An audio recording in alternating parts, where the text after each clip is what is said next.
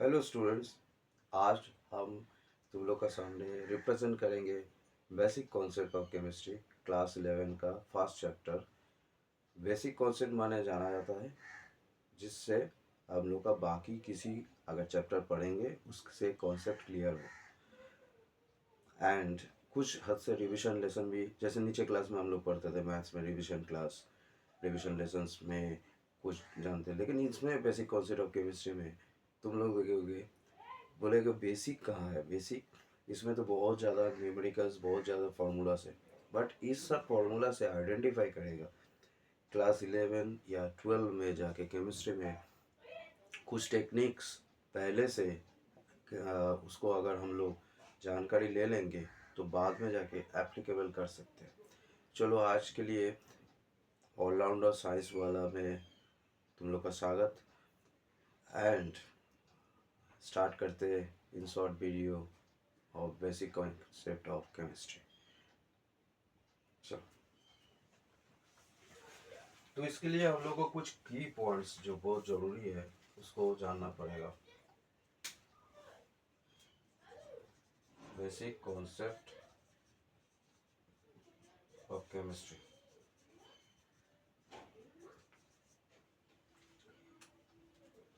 तो physics and chemistry both में हम लोग जानते हैं matter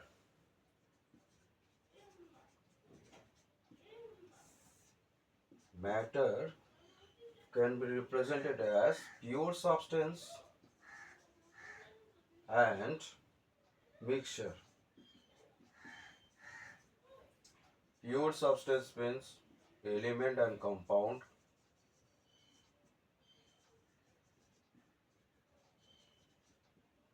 Mixture heterogeneous and homogeneous.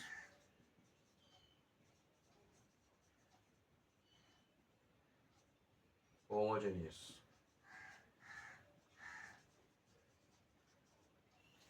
Element. Element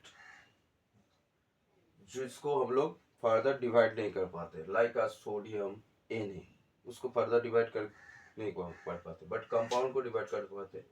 compound होता है when one or more elements combine together in a fixed ratio, then they form compound like water। इसमें एक फिक्स रेशियो मेंटेन होता है, जैसे 2:1, इसको कंपाउंड बोलते हैं। अभी हेटेरोजेनियस और होमोजेनियस मिक्सचर में आते हैं। हेटेरोजेनियस मिक्सचर लाइक एयर, बहुत सारे गैसेस एक साथ मिला हुआ है। होमोजेनियस मिक्सचर मैंने जिसमें दोनों का कंपोनेंट रेशियो सेम तरीके का होगा। ठीक है, तो ये तो समझ में आ गया। बेसिक कॉन्सेप्ट ऑफ केमिस्ट्री में और भी कुछ है, जैसे like a significant figures.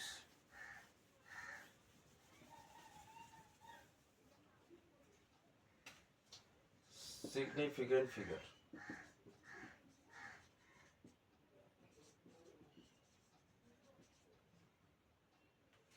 Significant figure जानने के लिए जैसे हम एक मल्टीप्लीकेशन कर रहे हैं 5.7 एकदम इजी से कर रहे हैं इनटू 2.2, ये दोनों को मल्टीप्लाई करेंगे तो आंसर क्या आएगा।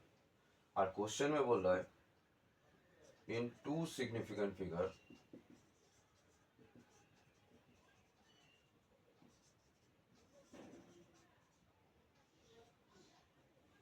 ठीक है, चलो हम लोग करते हैं इसको multiply. 5.7 normal multiplication into 2.2, point को अभी इग्नोर करके मल्टीप्लीकेशन करो नॉर्मल।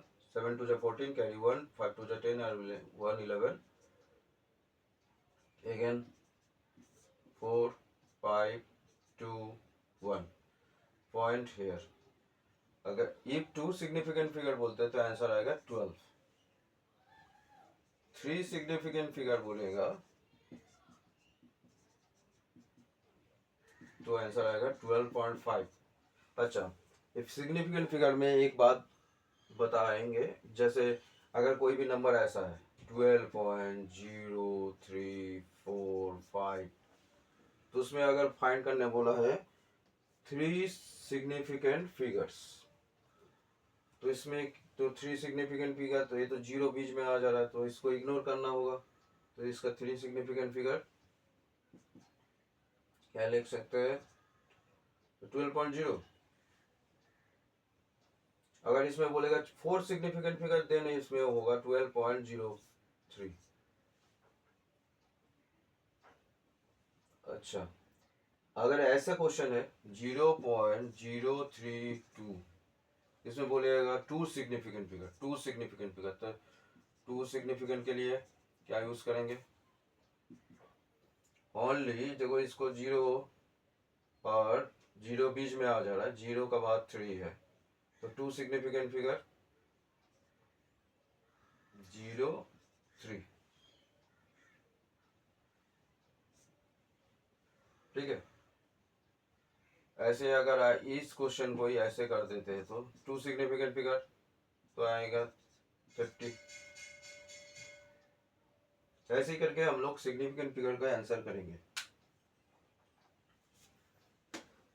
ये फिजिक्स में भी चैप्टर में है, तुम लोग करोगे सिग्निफिकेंट फिगर्स। तो केमिस्ट्री एंड फिजिक्स बोथ में सिग्निफिकेंट फिगर्स है। अभी इस चैप्टर का मेन कुछ बेसिक्स जो आइडियाज क्लियर करने के लिए पहले आ गया density. Density you know that mass by volume. तो मास बाय वॉल्यूम, तो हमें क्वेश्चन दे रहा है density of a metallic substance is 7.2 gram per centimeter cube. If mass is 1 kg, find volume. So density equals to mass by volume. We know that. तो density given है, that is a 7.2, mass 1 kg and volume V. अच्छा, this is मैंने ये जो दिया है given, ये CGS unit में दिया है, ग्राम पर सेंटीमीटर क्यूब। तो 1 kg तो CGS यूनिट में होता नहीं है, तो 1 kg को हम लोग कन्वर्ट कर देंगे ग्राम में, तो 1000 कर देंगे। तो V इक्वल्स टू हुआ 1000 डिवाइडेड बाई 7.2। V इधर गया, 7.2 नीचे आया, पॉइंट को डिस्ट्रैक्ट करेंगे तो यहाँ 10 आएगा, दैट मीन्स 10,000 डिवाइडेड बाई 72।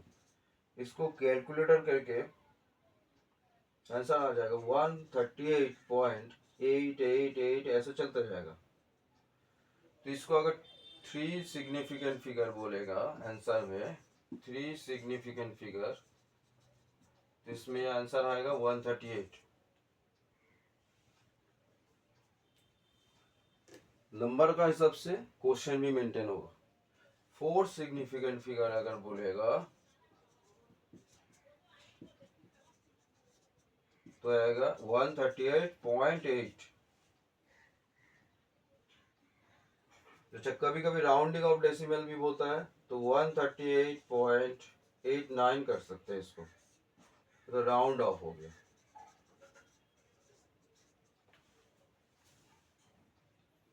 ठीक है, आगे बढ़ते हैं। अभी ये बेसिक कॉन्सेप्ट ऑफ केमिस्ट्री पढ़ने के लिए कुछ लॉस को बताया जाएगा।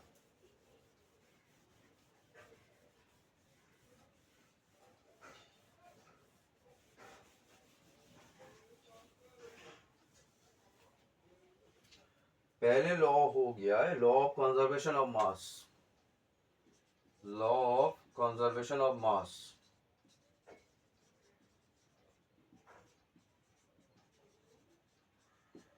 इसमें क्या बोलता है, इन एनी केमिकल और physical change the total mass of the reactant is equal to the total mass of the product. तो टोटल मास ऑफ रिएक्टेंट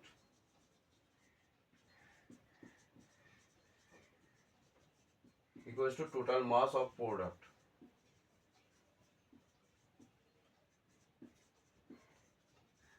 ठीक है, हम एक एग्जांपल लेते हैं, NaCl plus silver nitrate AgNO3 gives NaNO3 plus AgCl।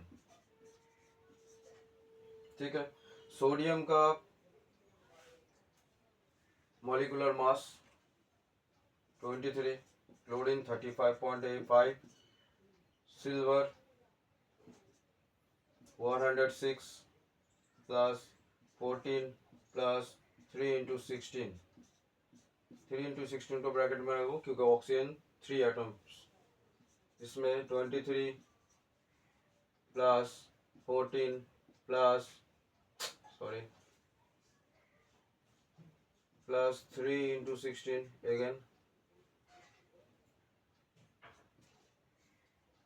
plus AG 106 plus 35.5, तो दोनों के एवरी साइड जोड़ के देखोगे आंसर आएगा 226.5 इक्वल्स टू, इधर भी आएगा 226.5, मतलब जितना रिएक्टेंट यहाँ पर रिएक्शन किया, जितना उसका मास है, उसका टोटल मास अगर निकालेंगे तो प्रोडक्ट का भी टोटल मास का साथ वो इक्वल होगा।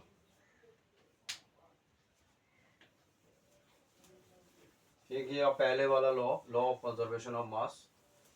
सेकेंड लॉ है law of constant proportions, law of constant proportions.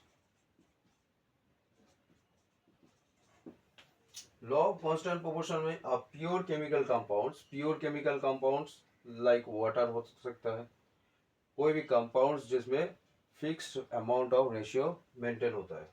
Pure chemical compound always consist of same element combined together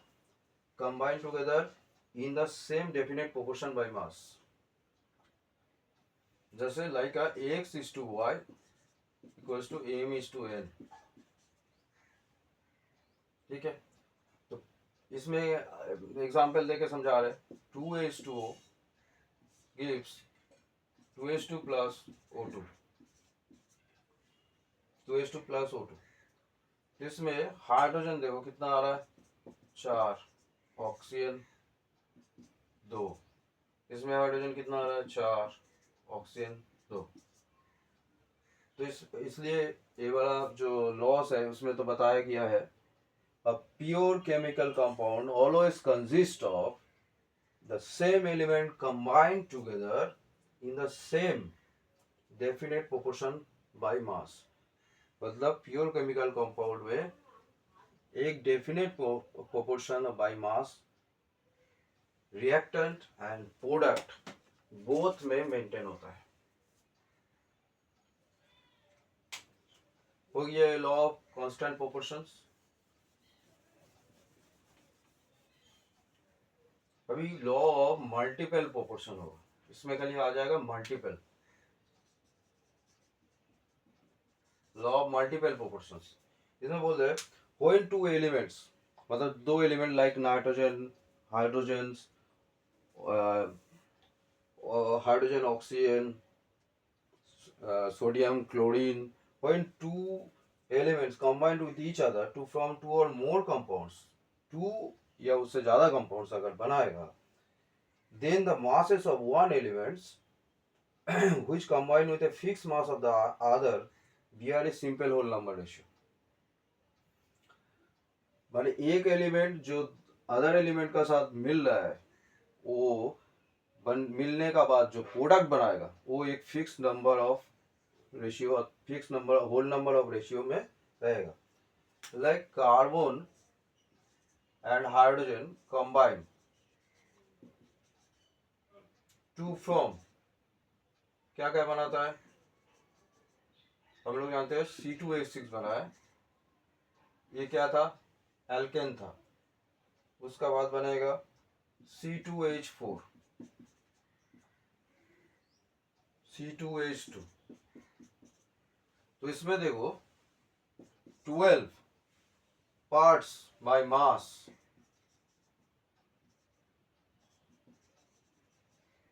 of carbon, पहले वाला रिएक्ट किया 6 पार्ट्स मास ऑफ हाइड्रोजन, उसके बाद again 12 parts mass of carbon react with 4 parts mass of hydrogen, 12 parts mass of carbon react with 2 parts mass of hydrogen। तो इनमें, तो इसमें बार बार बोल रहे थे when two elements combine with each other and to form two or more compounds, then the masses of one element which combine with each other bear simple whole number ratio. तो ये carbon का जो number है वो देखो हर एक compound में same है, मल्टीपल प्रोपोर्शंस हो रहा है, इथेन हो रहा है, इथीन हो रहा है, इथाइन हो रहा है। तो इसमें कार्बन का जो रेशियो है, कार्बन का जो मास नंबर है, सॉरी मास है, वो सब जगह सेम हो रहा है।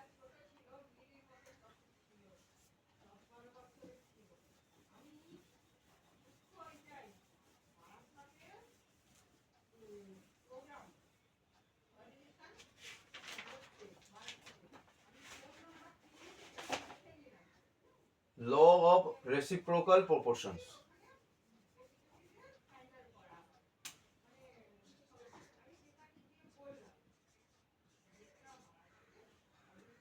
When two different elements, same example, hydrogen or oxygen, sodium and chlorine, whatever, when two different elements combine separately with fixed mass of a third element, यहाँ पर आ रहा है क्या, दो different element fix mass of A third element का साथ reaction कर रहा है, थर्ड एलिमेंट बना और एक अलग एलिमेंट आ गया, ठीक है, थर्ड एलिमेंट का साथ, then the ratio of their masses in which they do so, तो उसका जो रेशियो हो रहा है मास का इज आइदर सेम और some simple whole number multiple ratio, simple और मल्टीपल रेशियो में दिखा जाएगा। फिर से बता रहे, when two different element combine with third elements, मतलब दो डिफरेंट एलिमेंट है और एक अलग एलिमेंट है, जब एक साथ कंबाइन करेगा तो उसमें क्या होता है, मल्टीपल रेशियोस क्रिएट होगा। लाइक हम एक एग्जांपल लेते हैं, हाइड्रोजन या ऑक्सीजन या कार्बन, चलो करते हैं। हाइड्रोजन और ऑक्सीजन कार्बन से तीनों मिलके CH4 वाटर बना। वी नो दैट कार्बन और हाइड्रोजन एक साथ मिलके मीथेन बना, तो कार्बन हाइड्रोजन का साथ रिएक्शन करके मीथेन बना, मीथेन वाटर का साथ भी रिएक्शन करके, तो ऐसे करके वाटर ऑक्सीजन का साथ रिएक्शन करके वाटर बना। तो इसमें क्या होता है, कार्बन का देखो 4 पार्ट्स, कार्बन के लिए हम लोग देखेंगे पहले 4 पार्ट्स ऑफ हाइड्रोजन, पहले वाला मीथेन से हम लोग को मिल रहा है क्या, 4 पार्ट्स ऑफ हाइड्रोजन, मीथेन से देख लो 4 पार्ट्स ऑफ हाइड्रोजन मिल रहा है, 4 parts of hydrogen and 12 parts of carbon. इसका रेशियो अगर करते हैं तो 4 parts of hydrogen and 12 parts of carbon, that is 4 1 जा 4 4 3 जा 12, 1:3। अगर वाटर का हिसाब से जाएंगे तो इसमें 2 parts of hydrogen, 1 part of oxygen, sorry 16 parts, माने उसका मास लेंगे हम लोग, तो इसका आएगा 2 पार्ट्स माने 2:16, दैट इज 1:8। देखो 1:3 आया, 1:8 आया, ये मल्टीपल रेशियो हुआ,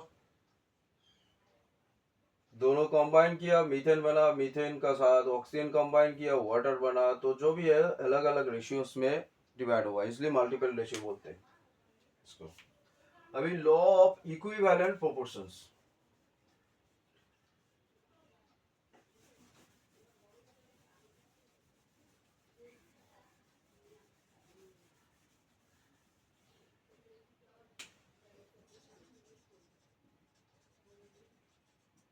इक्विवेलेंट प्रोपोर्शन, इसकी इक्विवेलेंट मतलब समतुल्यता, मतलब हर वक्त एक दूसरे में एक तुलना का हिसाब से मेंटेन होगा। इसको बोलते हैं different element combined with each other in the ratio of their equivalent masses to form chemical compound. Different element जो रिएक्शन करेगा वो इक्विवेलेंट मास के ऊपर रिएक्शन करेगा एंड फॉर्म अ कंपाउंड, उसके बाद कंपाउंड बनाएगा। लाइक कैल्शियम क्लोराइड को अगर ले लेते हैं, कैल्शियम को तो वी नो दैट कैल्शियम का मॉलिक्यूलर मास 40 होता है, क्लोरीन का मॉलिक्यूलर मास 35.5 होता है। यहाँ ऐसे ही अगर स्ट्रक्चर करेंगे तो कैल्शियम यहाँ क्लोरीन होगा। कैल्शियम का डॉट दे दो, क्लोरीन 1 2 3 4 5 6 7, 1 2 3 ऐसे करके हो रहा है। तो कैल्शियम इधर भी दे रहा है, कैल्शियम इधर भी दे रहा है। इसको ल्यूज स्ट्रक्चर भी हम लोग बोलते थे। तो लेकिन कैल्शियम तो भाई यूज हो रहा है एक ही। इसके इक्विवेलेंट मास क्या है? इक्विवेलेंट मास निकालने का फॉर्मूला था मॉलिक्यूलर मास जो है उसको हम लोग क्या करेंगे, नंबर ऑफ आयोनाइजेबल्स कैटायंस और एनायंस जो भी है। तो सी ए क्या बनाता है? सी ए प्लस बनाता है। सी ए प्लस बनाएगा, उसका मतलब क्या हुआ? एक। तो तो यहाँ पर कैल्शियम एक बना सकते हैं। तो इसका इक्विवेलेंट मास क्या हो सकता है तब? लेकिन एक कैल्शियम दो दो अलग अलग क्लोरीन का साथ रिएक्शन कर रहा है, तो इसका इक्विवेलेंट मास जो, क्योंकि कैल्शियम का वैलेंसी क्या है? वैलेंसी है कैल्शियम का 2 है, तो इसका इक्विवेलेंट मास हो जाएगा 40 divided by 2 that is 20। 40 divided by 2 that is 20। Calcium क्योंकि कैल्शियम का valency molecular mass divided by valency भी कर सकते हैं, कभी कभी number of ionisable H plus ions और number of ionisable OH minus ion से भी कर सकते हैं। तो कैल्शियम का कितना हुआ? 2। तो 40 बाई 2 20 आया। तो इसका मतलब हो गया 20 parts by mass of calcium react with 35.5 chlorine। Calcium का लेकिन 40 यूज नहीं हुआ, 20, क्योंकि कैल्शियम का इक्विवेलेंट मास यूज हुआ। अच्छा, क्लोरीन का भी इक्विवेलेंट मास ही यहाँ पर यूज हुआ है 35.5, क्योंकि क्लोरीन का अगर सेम फॉर्मूला करेंगे M mass by chlorine minus 1 होता है क्लोरीन के लिए, तो क्लोरीन के लिए क्या होगा आंसर? 35.5 divided by 1। तो इजिली 35.5 भी आ रहा है। 2 क्लोरीन या वॉट एवर, तो दोनों तरफ से 35.5 20 कैल्शियम का साथ बाई इक्विवेलेंट मास, वो दोनों रिएक्शन कर रहे हैं।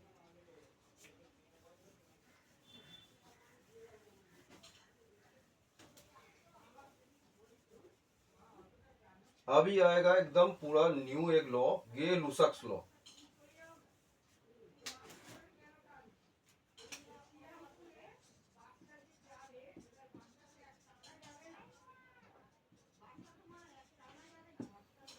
गे-लुसाक्स लॉ क्लास 10 में आईसीएसई बोर्ड में पढ़ाया गया था। वेस्ट बंगाल बोर्ड में नहीं था, सीबीएसई में भी नहीं था, बट आईसीएसई में था, तो थोड़ा वो स्टूडेंट लोग के लिए हेल्प हो सकता है। Under same condition of temperature and pressure, under same condition of temperature and pressure, ये हम लोग पढ़े थे बोन्स लॉ में भी पढ़े थे। Under same conditions temperature pressure, under same condition of the temperature and pressure different gases react with one another in a simple ratio। Simple ratio, तो जो गैस है वो सिंपल रेशियो में दोनों का साथ रिएक्शन कर रहा है। लाइक दो गैस है, सिंपल रेशियो में दोनों का साथ रिएक्शन कर रहा है। Simple ratio of there volumes, माने उसका जो वॉल्यूम रेशियो होगा दो गैस का, उसका सिंपल रेशियो में रिएक्ट होगा। सिंपल रेशियो में रिएक्ट होने का बाद if the product also gases they bear simple whole number ratio. तो under same condition of temperature and pressure, when two different gases react with one another in a simple ratio of their volumes, माने volume का simple ratio से अगर react करेगा and the product are if also gaseous then they bear simple whole number ratio। like hydrogen और oxygen मिलके हम लोग को पता है वाटर बनता है, एकदम इजी एग्जांपल, ठीक है। लेकिन हम लोग इसको बैलेंस करके यहाँ 2 लगाते हैं, यहाँ भी 2 लगाते हैं। इसका मतलब क्या हो गया? H2 दो हिस्सा में डिवाइड हो गया, इसमें वाटर भी दो हिस्सा में डिवाइड हो गया। तो देखो ऐसे करके ये गैस 2:1 रेशियो में डिवाइड कर रहा है, तो इसमें 2 बन रहा है अलग अलग से। तो जो भी रेशियो बन रहा है वो कोई फ्रैक्शन नहीं, होल नंबर रेशियो। अभी हम लोग पढ़ेंगे कुछ इक्विवेलेंट मास का ऊपर।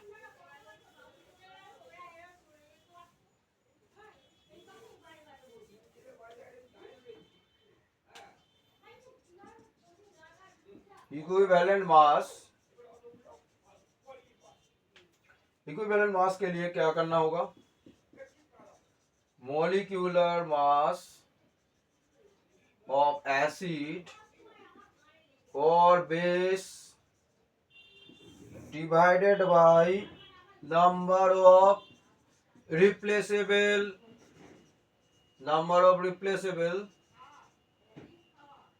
H plus और OH minus ion, number of replaceable H plus और OH minus ion, molecular mass of the acid divided by number of replaceable H plus और OH minus ion। like HNO3 को अगर लिया जाता है तो HNO3 इन वाटर डिसोसिएट होता है H plus and NO3 minus.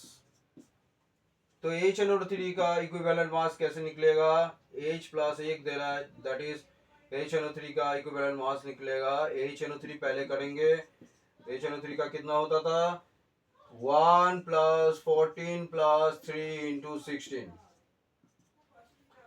15 plus 3 16 जा 48, 48 प्लस 14 प्लस 1 माने 48 प्लस 15, 48, 8 प्लस 5 13,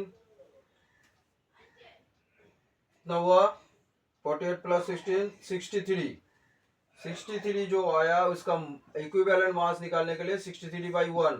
अभी पूछोगे कि 1 क्यों आया, क्योंकि number of ionisable H plus ion एक ही है, एसिड का जो H प्लस आयन से एक ही है।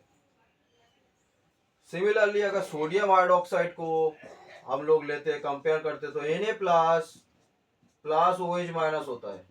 तो सोडियम हाइड्रोक्साइड के लिए सोडियम हाइड्रोक्साइड का मॉलिक्यूलर मास फाइंड कर लो, 23 प्लस 16 प्लस 1, 17 प्लस 23 40, तो इसका इक्विवेलेंट मास होगा 40/1, दैट इज 40 आंसर। ओके, ये इक्विवेलेंट मास का कैलकुलेशन है, नॉर्मल कैलकुलेशंस। इसमें बहुत सारा बुक में क्वेश्चन रहेगा, उसको आई थिंक तुम लोग सॉल्व कर पाओगे।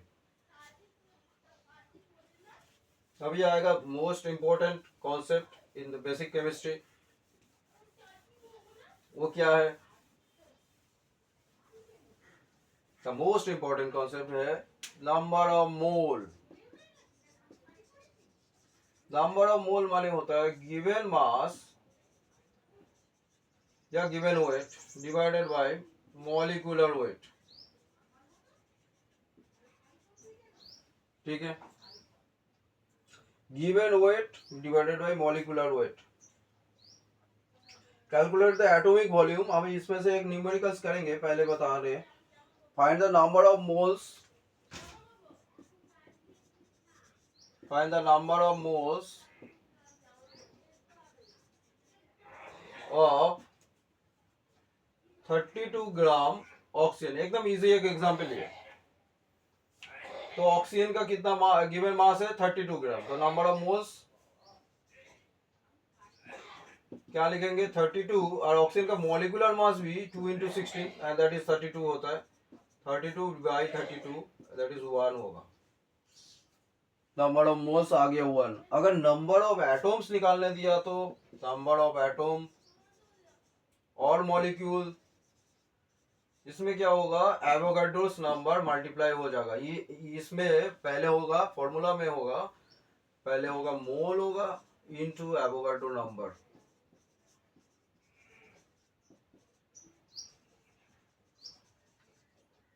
एवोगाड्रो नंबर तो पता है 6.022 इंटू 10⁻23। तो नंबर ऑफ मोल पहले फाइंड कर लो, उसके बाद एवोगाड्रो नंबर उसको मल्टीप्लाई कर दो, एटॉम से आ जाएगा या मॉलिक्यूल से आ जाएगा। ठीक है, इसमें से और एक इंटरेस्टिंग फैक्ट अभी हम बताएंगे। इसमें 32 ग्राम का जगह 48 ग्राम का जगह जो भी है, पॉइंट में आंसर आ सकता है। बट मोल्स कैलकुलेशन के लिए यही टेक्निक है। Find the number of moles and quantity, quantity माने परिमाण, quantity in gram, contained in 100 ml of NH3 at STP. STP means standard temperature pressure. वो under same condition of temperature and pressure STP। ठीक है, तो STP में निकालने बोला है find the number of moles and the quantity in 100 gram in gram content in 100 ml NH3 at STP। तो इस क्वेश्चन को हम लोग कैसे करेंगे, तो एट एसटीपी में ये बात मेंशन करोगे हर वक्त तुम लोग एट एसटीपी 22.4 लीटर या 22,400 सेंटीमीटर क्यूब भी हो सकता है इसका जगह, और अगर कोई ग्राम में दिया हुआ तो हो सकता है 22.4 लीटर NH3 के लिए 1 ग्राम मोल ऑफ NH3 होता है। अगर 100 या क्वेश्चन में क्या मेंशन है 100 ml, तो 23 लीटर बोले थे, तो इसको 23 लीटर से हम लोग क्या करेंगे, बाय 23 लीटर है ये सेंटीमीटर की हो, तो मतलब इसको हम लोग यूज करेंगे क्योंकि ये लीटर जो है एएसआई यूनिट हो रहा है और ये जो हो रहा है CGS unit.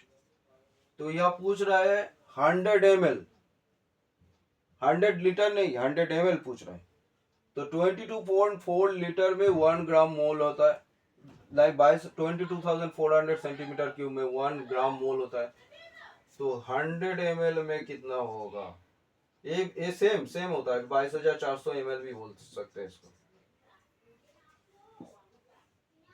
100 into 1 divided by 22,400, इसको इजिली 0 कैलकुलेट कर लो, तो 1/224 कैलकुलेटर में करके देख लेना क्या आंसर आएगा।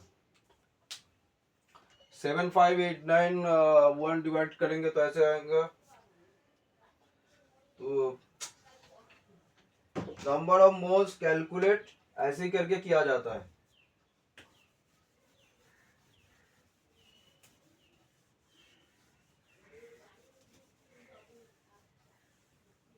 तो गिवन मास मॉलिक्यूलर वेट एक फॉर्मूला था, उसका बाद अगर हम लोग ये 1 ग्राम मोल मतलब कितना है 1/224 आया था, तो 1/224 जो आया उसको हम लोग को क्या करने बोला था क्वेश्चन में, find the number of moles, तो 1/224 करके जो आएगा वही आंसर है नंबर ऑफ मोल्स।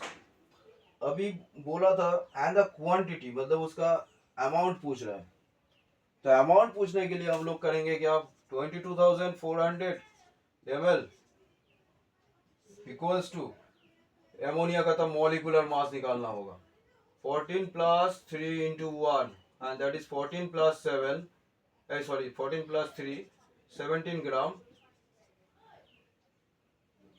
तो 100 ml में कितना है 17 × 100 डिवाइडेड बाय 22,400, अगेन 0 कैंसिल, तो 17/224 कैलकुलेटर में करके देखना होगा इसका आंसर क्या आ रहा है। ये जो आंसर आएगा ये कौन सा आंसर दिखाएगा, ये कितना ग्राम उसमें प्रेजेंट है, क्योंकि मास निकाल दिया मतलब ग्राम प्रेजेंट है, और ये एसटीपी में इतना ml या 22.4 लीटर में 1 ग्राम मोल होता है। ठीक है,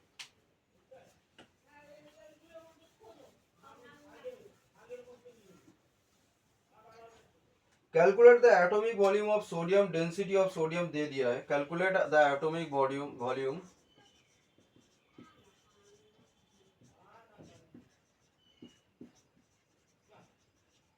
ऑफ सोडियम, उसका डेंसिटी दिया है, क्या है डेंसिटी 0.972 ग्राम पर ml, तो 1 gram of atom 1 gram of atom sodium के लिए 1 ग्राम ऑफ एटम का मतलब 23 ग्राम सोडियम, तो 1 ग्राम एटम में 23 ग्राम सोडियम है, 1 ग्राम एटम का मतलब फिर से आ गया वो 22.4 लीटर। 1 ग्राम एटम का माने हम लोग फिर से वो भी ले सकते हैं 22,400। ठीक है, तो 23 gram sodium at volume,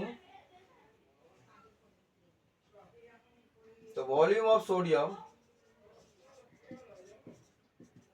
gram atomic mass divided by density, gram atomic mass divided by density. तो डेंसिटी तो गिवन है, ग्राम एटॉमिक मास क्या है 23 डिवाइडेड बाय 0.972, इसका आंसर आएगा 23.66 ml। तो वॉल्यूम निकालने के लिए gram atomic mass by density, ऐसे नॉर्मल फॉर्मूला था density equals to mass by volume, तो volume equals to mass by density, ये सेम ही हुआ, ग्राम एटॉमिक मास खाली यहां पर लग गया है।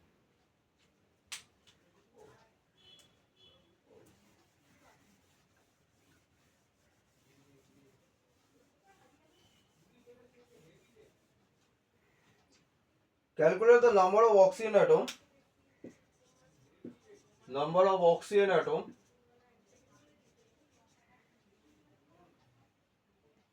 present in 44.8 liter ozone gas. अभी हम तुम लोग को समझा रहे थे, जैसे ये जो एसटीपी का वॉल्यूम लेके वाला न्यूमेरिकल्स करेंगे, तो एसटीपी का वॉल्यूम क्या होता है, एसटीपी का वॉल्यूम लेके न्यूमेरिकल्स जो करेंगे क्या होता है, 22.4 लीटर में कोई भी गैस का उसका मॉलिक्यूलर मास लिया जाता है, उसका हिसाब से हम लोग उसका न्यूमेरिकल करेंगे। ठीक है, तो 22.4 लीटर में calculate the number of oxygen atom बोला, एटम मतलब थोड़ा देर पहले बोले थे एवोगाड्रोस नंबर यूज होता है एटम्स निकालने के लिए। तो 22.4 लीटर ऑक्सीजन का मतलब हुआ 6.022 10 to the power 23 oxygen atom, इतना हो गया। तो 44.8 में कितना होगा, 6.022 10 to the power 23 into 48 divided by 44.8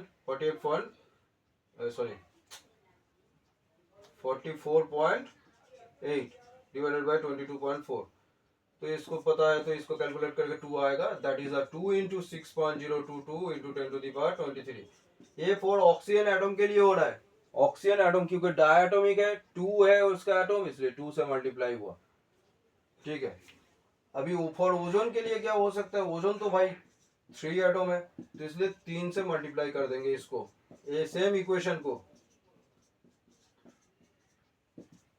तो जो आंसर आएगा वही है। तो number of oxygen atom in 44.8 litre ozone gas निकालने के लिए टेक्निक एसटीपी यूज करेंगे। इतना लीटर ऑक्सीजन में इतना number of atoms oxygen present है, इतना लीटर में कितना ऑक्सीजन प्रेजेंट है, ये वाला पहले आ गया। नेक्स्ट स्टेप करेंगे, ओजोन के लिए 3 एटम होता है, इसलिए 3 से मल्टीप्लाई।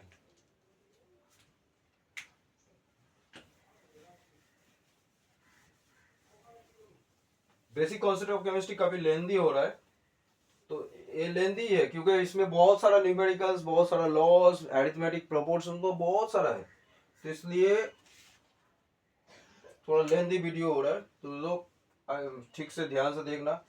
कैलकुलेट, जो इम्पोर्टेंट सम्स आता है एग्जाम में उसको हिसाब से हम लोग कर रहे हैं। Calculate the number of molecules left when 10 to the power 21 molecules of CO2 are removed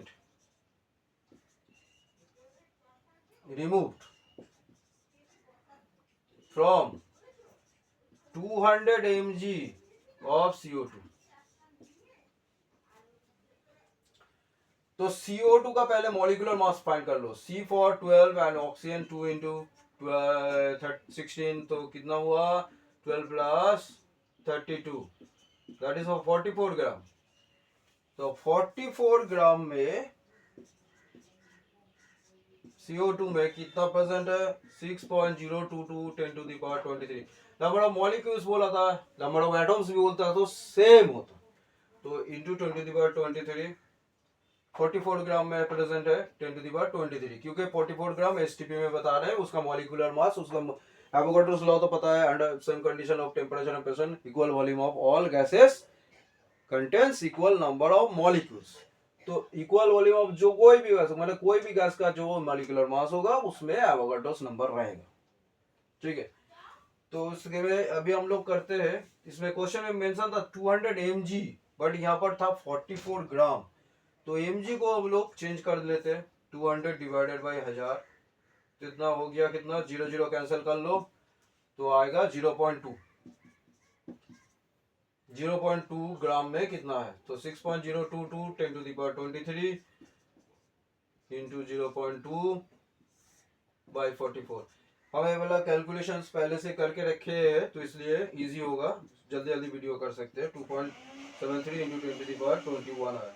अभी बोला है वो अगर रिमूव कर देंगे तो कितना बचेगा, अभी तो हम लोग के पास ये है, लेकिन 10⁻21 जो अगर मॉलिक्यूल्स अगर रिमूव कर देंगे तो कितना रहेगा, तो इजी कैलकुलेशन है, 2.73 इंटू 10⁻21 माइनस 10⁻21। अभी बोलोगे ये कैसे पावर वाला माइनस होता है, ठीक ना, लेकिन ये इजी है, 10⁻21 को कॉमन ले लो, बचेगा 2.73 minus 1 and that is 1.73 into 10⁻21 molecules remain है, अभी है।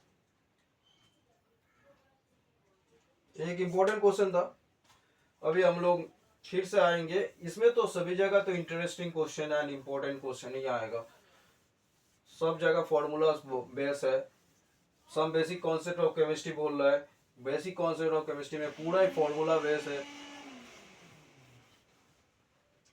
इसके बाद आएगा हम लोग सिखाएंगे मोलारिटी। मोलारिटी का फॉर्मूला क्या है, मोलारिटी होता है नंबर ऑफ मोल्स, पहले जो सिखाया गया था, number of moles divided by volume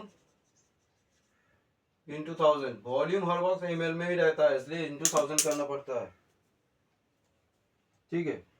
इसका बाद नेक्स्ट मोलालिटी, सेम होगा number of moles divided by mass of solvent. इसमें गड़बड़ हो जाता है, मास ऑफ सॉल्वेंट यूज होगा, मास ऑफ सॉल्वेंट मतलब लाइक हाइड्रोजन, सॉरी हाइड्रोजन भी ले सकते हो, हाइड्रोजन डिजॉल्व इन वाटर, तो या ऑक्सीजन डिजॉल्व इन वाटर, या सोडियम डिजॉल्व इन वाटर, तो जो भी है सोडियम तब बन जाएगा नंबर ऑफ मोल्स के लिए, क्योंकि वो सॉल्यूट होता है, नंबर ऑफ मोल्स सॉल्यूट का निकाला जाता है, और मास ऑफ सॉल्वेंट वाटर कितना ग्राम है, केजी है, उसको ऊपर डिपेंड करता है, अगर ग्राम में रहेगा तो इंटू 1000। अभी आएगा नॉर्मलिटी, इसमें होगा क्या, नंबर ऑफ ग्राम इक्विवेलेंट, बात एक ही है, समझा रहे, number of gram equivalent bye volume into 1000। ये नंबर ऑफ ग्राम इक्विवेलेंट कैसे निकलता है, नंबर ऑफ ग्राम इक्विवेलेंट हम लोग तो पढ़े थे मोल, मोल माने क्या होता था, given mass by molecular mass, तो ग्राम इक्विवेलेंट में भी तो एक ही जैसा होना चाहिए, तो इसमें क्या हो गया, इक्विवेलेंट मास निकालेंगे, इक्विवेलेंट मास लाइक H2SO4 का इक्विवेलेंट मास क्या होगा, H2SO4 we know that hydrogen sulphur and oxygen को अगर जोड़ेंगे तो 98 ग्राम आएगा, तो 98 ग्राम, और हाइड्रोजन सल्फ्यूरिक एसिड में we know that sulphuric acid जब वाटर में डिसोसिएट होता है तो 2H प्लस आयन देता है, इसलिए 98 को 2 से डिवाइड करेंगे 49 आ जाएगा। तो अगर सल्फ्यूरिक एसिड का फॉर टेकन एग्जांपल हम लोग सल्फ्यूरिक एसिड को ले लेते हैं H2SO4 के लिए, तो H2SO4 के लिए मॉलिक्यूलर मास क्या हो रहा है, 2 into 1 plus 32 plus 4 into 16 and that is 2 plus 32 plus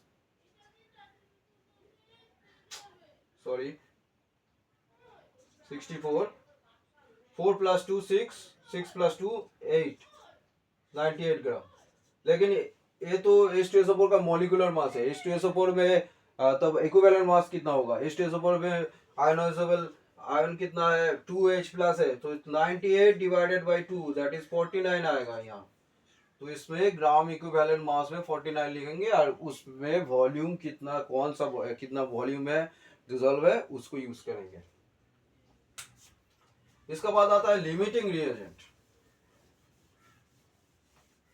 limiting reagent क्या होता है? लिमिट मतलब उसका आगे और नहीं जा सकता है, limit.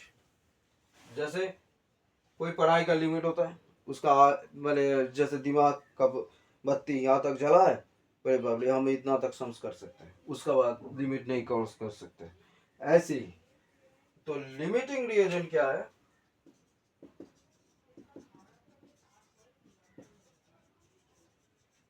Like 2a plus 4b give rise to 3c plus 4d।